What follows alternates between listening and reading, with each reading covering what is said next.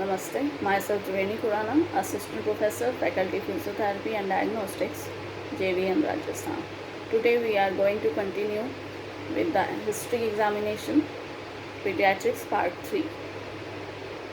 Giving choices involves the preschool child in the examination. Example, the examiner may ask, should we look at your arm or leg first?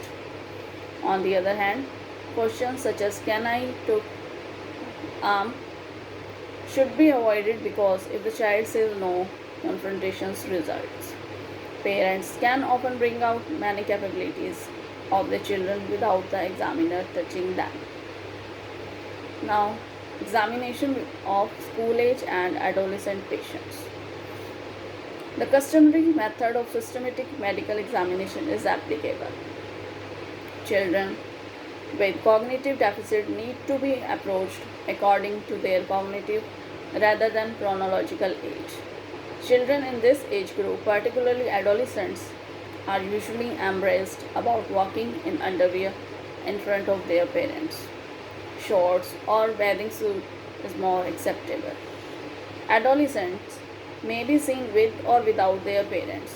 Their concerns may be different from those of family and should be addressed with respect for their privacy. The scope of the examination is expanded to reflect the growing child's increasing functional needs in ADLs and other areas of competence. A comprehensive examination includes screening in educational achievements, reading, writing, and arithmetic. Formal psychological or psychoeducational testing follows in case of deficits. Now, examination of growth. Parameters of physical growth should be routinely measured on each visit and plotted on the standard growth chart. Height and weight are obtained at all ages, and head circumference is measured in children under 3 years and thereafter in children with deviation. Serial monitoring is necessary in hydrocephalus, regardless of etiology, and microcephaly, which reflects defective brain growth. In spina bifida and other disabilities that require full-time wheelchair use, arm span measurement is recommended instead of height. Extremity length and girth are recorded in children with localized growth disturbance due to neurogenic weakness, epiphyseal fracture, or arthritis. In growth disturbances that involve one side of the body, one must determine whether the condition represents hemihypertrophy or hemiatrophy. Hemihypertrophy unrelated to neurologic causes requires investigation for renal tumor. Now, moving towards inspection. General appearance and special features may help to establish a diagnostic entity. Dysmorphic facial features, epicanthal folds, increased intercanthal distance, external ear anomalies, and malformations of the toes or fingers suggest a prenatal disorder, possibly tetragenic or genetic, and at times an unidentifiable syndrome. Blue sclerae are a sign of osteogenesis imperfecta. Asymmetry facial and palpebral fissures and pupils may indicate facial palsy or Horner's syndrome, whereas craniofacial asymmetry and vertical strabismus may be present in torticollis. Dolichocephaly is typically in premature infant and children. A bald spot or area of short, thinning hair over the posterior skull is commonly a sign of weak neck muscles, most likely associated with generalized weakness, and may also be seen with torticollis. Extraocular, facial, and tongue muscles weakness may represent cranial nerve dysfunction, myopathy, or other neurogenic disease. Involuntary eye movements and nystagmus are noted in cerebellar or other CNS disorders. The skin should be inspected for telangiectasia, nevii, or other lesions. Capillus spots or pigmented skin areas are seen in neurofibromatosis. In children with ataxia, telangiectasias may be seen over the flexor surface of the knees and elbows. Malar rash suggests a rheumatic disease. The combination of adenomatous rash, seizure, and hemiplegia is seen in tubercular sclerosis. Hairy patch, dimple, or other skin lesion over the spine are frequent signs of spina bifida occulta. A small sinus, dermal tract, or pilonidal cyst in the gluteal crease also may accompany occult spina bifida. Sudden weakness in such cases may indicate an infection penetrating into the spinal canal or a neurologic complications related to underlying malformation in or around the spinal cord. In children with sensory deficit, the involved area must be routinely examined for skin lesions, pressure abrasions, ulcerations, and infections. Foot deformities, varus or valgus deformities, or claw toe lead to abnormal weight distribution and callus formation consistent with the pathologic posture. Calluses over the dorsum of the feet and knee, the so-called housemaid's knee, developed in older children whose preferred mode of locomotion is crawling. Multiple scars, bruises, and abrasions in various stages of healing may indicate frequent falls or child abuse or non-accidental trauma. Asymmetry in the size of skeletal muscles should be noted in terms of location and distribution. Anterior axillary and upper chest muscle atrophy may represent absent pectoralis muscle or atrophy due to a brachial plexus injury. Congenital club feet or multiple joint deformities are manifestations of prenatal muscle weakness due to spina bifida, arthrogryposis, or myotonic dystrophy, other muscle diseases, or maybe idiopathic. A hypertrophic muscle bound appearance is a sign of myotonic dystrophy. Deformed, fusiform, dimpled joints may be seen in arthrogryposis. Lower extremity joint positions reflect the distribution of muscle weakness in newborns with spina bifida. Pseudohypertrophy of the calf muscles is an early sign of the chin muscular dystrophy. Symmetrical, well-developed musculature of the shoulder girdles and upper extremities is a convincing indication of functional crutch walking or effective wheelchair locomotion. An enlarged limb with roots detectable by palpation or auscultation may signal an arteriovenous shunt and increased blood flow in the extremity.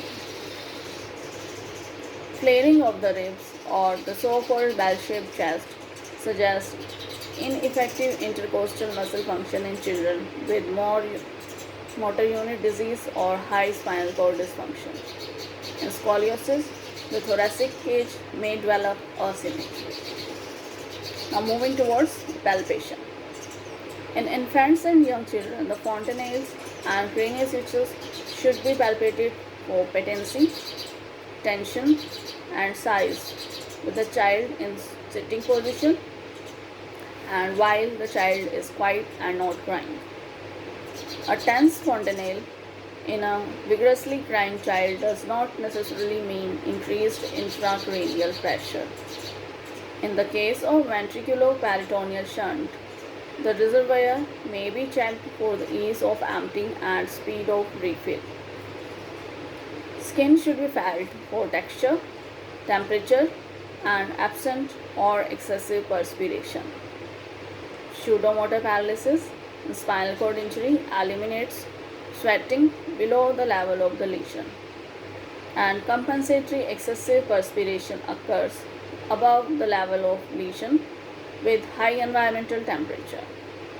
Vasomotor dysfunction with coldness to touch and paleness or slight cyanosis of the skin may be present in severe upper motor neuron impairments. It is seen in the lower extremities of some children with cerebral palsy. Subcutaneous abnormalities may be palpable, such as hard calcific deposits in dermatomyositis or neurofibromatous nodules along the course of peripheral nerves. When arthritis is suspected, each joint should be felt for the cardinal signs of inflammation, warmth, discomfort, and swelling due to synovial thickening and effusion. Much can be learned from palpation of the muscles. Tone and bulk are reduced in lower motor neuron paralysis. In long standing denervation, the muscle tissue feels less resilient and fibrotic. The pseudohypertrophic calf muscles in Duchenne muscular dystrophy have a typical rubbery, doughy, hard consistency. A fibrotic nodule may be palpable in the sternocleidomastoid muscle in congenital torticollis. In an infant who has an isolated knee extension contracture, a palpable nodule in the quadriceps indicates fibrotic muscle changes at the site of previous repeated intramuscular injections.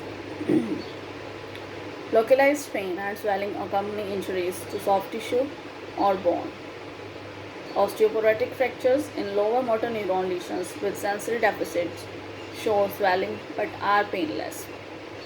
Tenderness in multiple muscle groups with weakness, fatigue, or skin rash is suspicious for myositis due to collagen disease or parasitic or viral infections. Now, organ system examination. Although the primary health care of children with disabilities remain the responsibility of the pediatrician, the pediatric physiatrist should perform a selective general physical examination.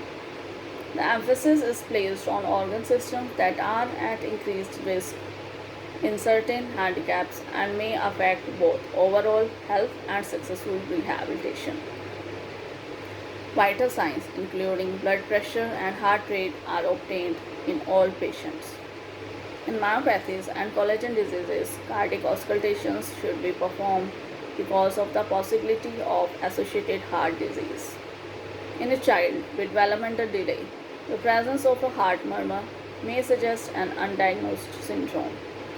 Blood pressure monitoring is particularly important in spinal cord injury, neurogenic bladder, Guillain-Barré syndrome, and residual poliomyelitis, as well as in children receiving stimulant medications. In disabilities that cause ineffective ventilation and involve the risk of minor aspirations, auscultations of the lungs may be revealing.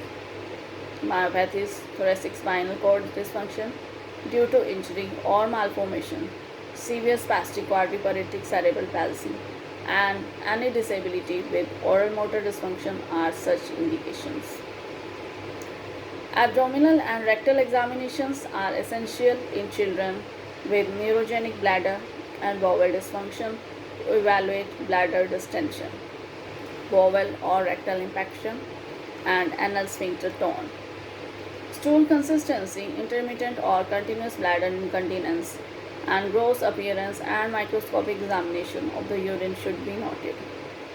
Umbilical movements in response to eliciting superficial abdominal reflexes help to delineate the spinal cord level in thoracic lesions. Absent abdominal muscles result in loose skin folds resembling a prune, seen in prune belly syndrome. Now moving towards neuromuscular system examination. Examination of neuromuscular function consists of testing reflexes, tone, active motion, strength, coordination. Limited understanding and cooperation in infants and young children requires adaptation of traditional methods of testing. After 4 to 5 years of age, the standard examination is generally applicable. Thank you.